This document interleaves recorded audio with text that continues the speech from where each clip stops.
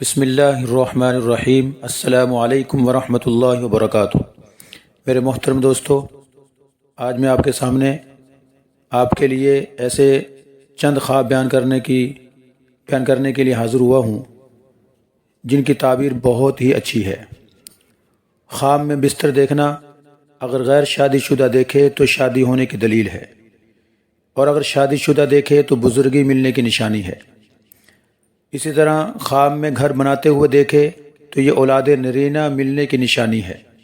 دکان بناتے ہوئے دیکھے تو کاروبار میں ترقی ملنے کی نشانی ہے، اور اگر ویران جگہ کو آباد کرتے ہوئے دیکھے تو یہ تجارت میں خیر و منفعت آنے کی نشانی ہے کہ تجارت میں اس کو نفع ملے گا۔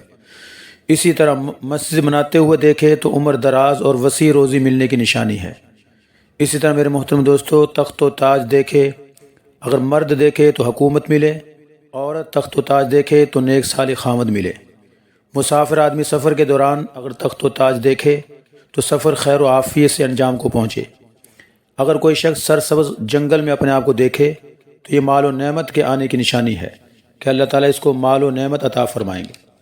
اسی طرح خواب میں ایک شخص سجدہ کرتے ہوئے دیکھتا ہے، نیک صالح زندگی ملنے کی نشانی ہے۔ کسی کا بوسہ لیتے ہوئے دیکھے، اگر بچی کا بوسہ لیتے ہوئے دیکھے خواب میں تو بچی پیدا ہونے کی نشانی ہے، اور اگر بچے کا بوسہ لیتا ہوا دیکھے تو بیٹا پیدا ہوگا۔ اسی طرح اور اگر کوئی شخص پیشانی پر ورم دیکھے تو یہ مال و دولت کے آنے کی نشانی ہے۔ اسی طرح میرے محترم دوستو، اگر کسی کے جنازے میں اپنے آپ کو دیکھتا ہے، کسی کے جنازے میں اپنے آپ کو شریک ہوتے ہوئے دیکھتا ہے تو یہ لمبی عمر پانے کی نشانی ہے۔ اسی طرح اگر مردے کو کوئی چیز دیتے ہوئے دیکھتا ہے تو مال و دولت کے پانے کی نشانی ہے، لیکن اگر مردے سے کوئی چیز لے تو یہ صحیح نہیں ہے۔ تو گویا کہ اگر مردے سے کوئی چیز اس نے لی ہے تو یہ موت کی نشانی ہے۔ اسی طرح اگر فرمایا اگر موسم انگور میں دیکھے تو مال و دولت کے ملنے کی نشانی، غیر موسم میں صحیح نہیں ہے، پھر رنج و غم آنے کی نشانی ہے۔ اسی طرح اگر کوئی دیکھے کہ اس کے دسترخوان پر کئی طرح کے کھانے لگے ہوئے ہیں اور اس سے وہ کھا رہا ہے، کھانے دسترخوان پہ کئی طرح کے لگے ہوئے دیکھے اور اس سے وہ اپنے آپ کو کھاتے ہوئے دیکھتا ہے تو یہ مال و دولت کے وسیع آنے کی نشانی ہے۔